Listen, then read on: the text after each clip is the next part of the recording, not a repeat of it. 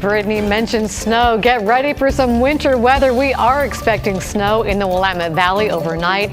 That could make for a slick commute tomorrow. And depending on where you live, you might see up to a few inches of snow. Well, thanks for joining us. Let's get right to team coverage tonight. Our Joe Ranieri checked in with school districts about a possible Valentine's Day snow day.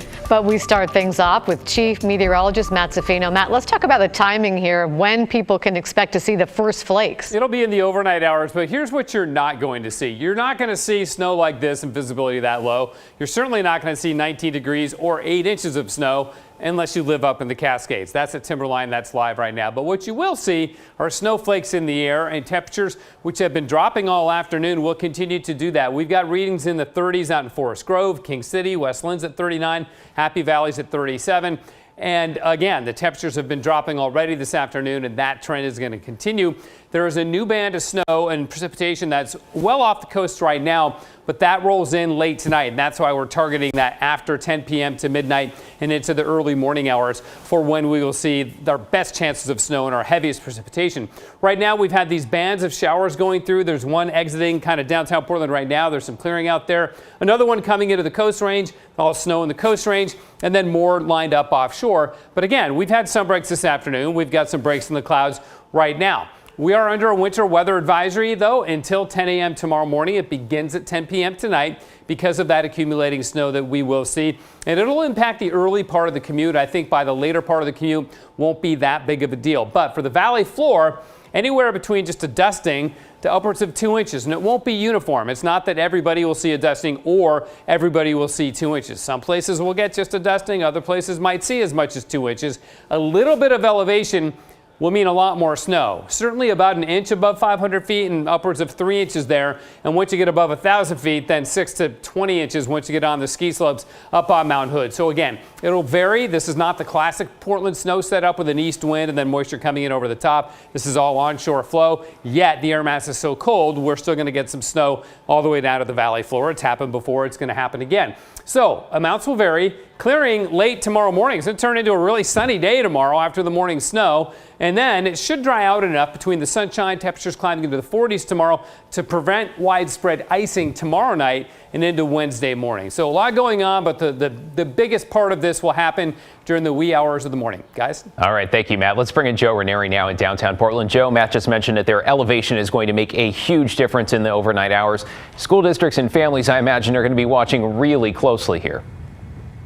Exactly right. And many districts I checked in with earlier today, David, told me that they have a team of about 10 to 12 different drivers that start their morning very early, right around 3:30, 4 o'clock in the morning, to drive around some of the area roads in the metro area to determine if they're safe enough for them to have school starting on time. There might be a delay, or whether they make the decision to close altogether. Now, all the major districts in our area operate the same way. I spoke with Andrew Kilstrom with the West Linn Wilsonville School District. He told me their drivers are paying attention to the different elevations we see in our area. Just like other school districts, they have certain spots that can be really tricky for bus drivers. So we have a unique geographical district in that we do have pretty steep elevation gains. But really what we're looking at is in areas of West Linn, typically up near Rosemont Ridge Middle School. Now, of course, the West Hills can be very tricky as well in the downtown Portland area. Now, you might remember during the height of the pandemic 2 years ago, there were talks of getting rid of snow days altogether and just switch to virtual learning instead. Well, I checked around with local districts and they tell me they still have the snow days in place. And February seems to be the month during the winter where we definitely see a good chance of snow. If you remember the last couple of Februaries, we've seen over 10 inches of snow. The big one coming in February of 2021, right around Valentine's Day weekend, where we didn't only see snow, we also saw ice. The nice thing about this one, like Matt's been saying, it's going to be on the lighter side, at least down on the valley floor. Reporting in downtown Portland, Joe Ranieri, KGW News. Thank you, Joe. Just seems to be that lucky time of year, right? When the snow comes, and if it sticks, we want to see how it looks where you are. You can share pictures or video with us. Valentine's Day snow angels, anybody? Along with, of course, any story tips or spots that we should know about. Just text the number that's on your screen right now. That's 503-226-5088.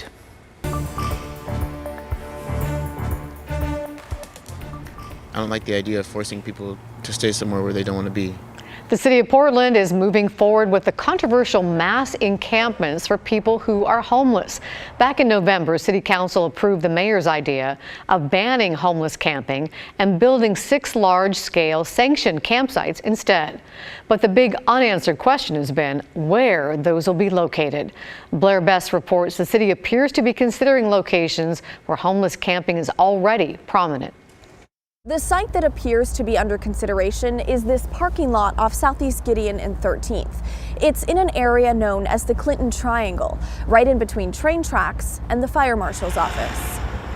It's one of the last underdeveloped areas in the Central East Side and could soon be home to 150 homeless people, all part of Mayor Ted Wheeler's aggressive plan to ban unsanctioned camping and build professionally managed camping sites instead.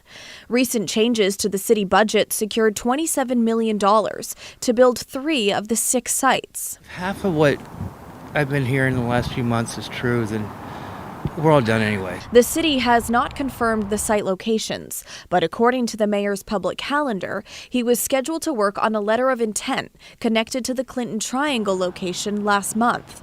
According to the Oregonian, the city has letters of intent for 2 other site locations. Lily camps across the street from the site in question on the Central East Side. I mean, everybody's got to go somewhere, but why here? This isn't a conducive neighborhood to being homeless. I mean, depending on how many people they want to put there, somewhat spacious, and really easy access to, transit lines, things like that. Though some homeless people fear a mass encampment could hurt the area. I don't like that.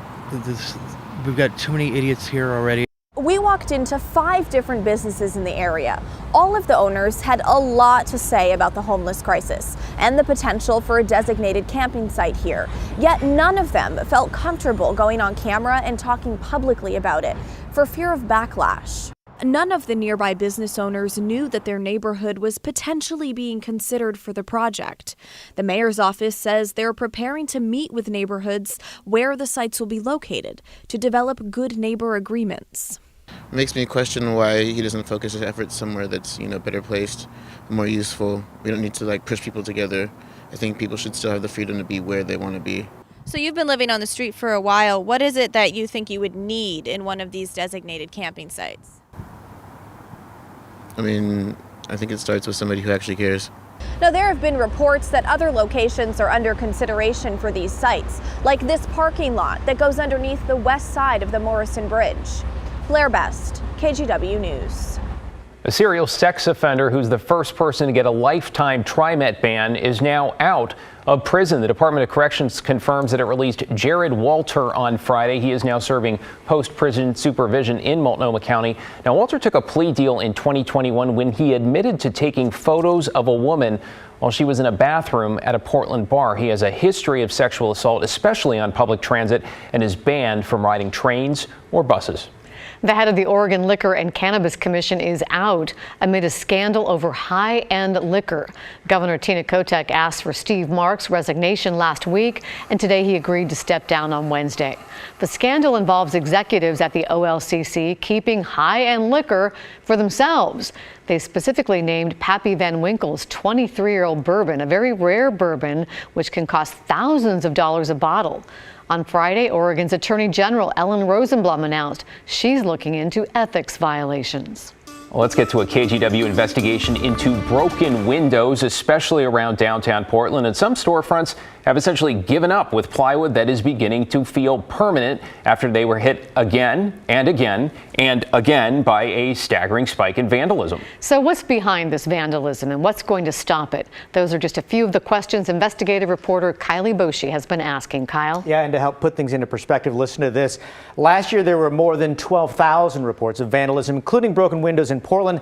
That's basically one case every 42 minutes. And some storefronts have been hit repeatedly. For example, at the corner of Southwest Pine Street and First Avenue, vandals have smashed the windows at the Japanese restaurant Kale 5 times in the past 3 years. And just down a few doors down from that, it's the same thing. Smashed windows at the dispensary Sarah have become so common that workers keep a supply of plywood on hand. There's a patchwork of boards hiding broken glass up and down the street and around the block.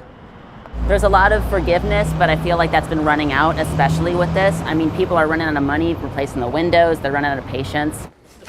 So to better understand this problem, we asked some basic questions, such as who's breaking the windows? Well, it's tough to say. Only about 1 in 10 vandalism cases result in an arrest. Court records suggest of those arrested, many are repeat offenders or people who break more than one window. We also wanted to know what's the motive and ultimately what's going to stop it. We'll tackle those questions coming up at 6. Our full investigation into Portland's broken window epidemic is coming up on The Story, or you can watch it right now on KGW.com. Just watched it there, Kyle. Great story.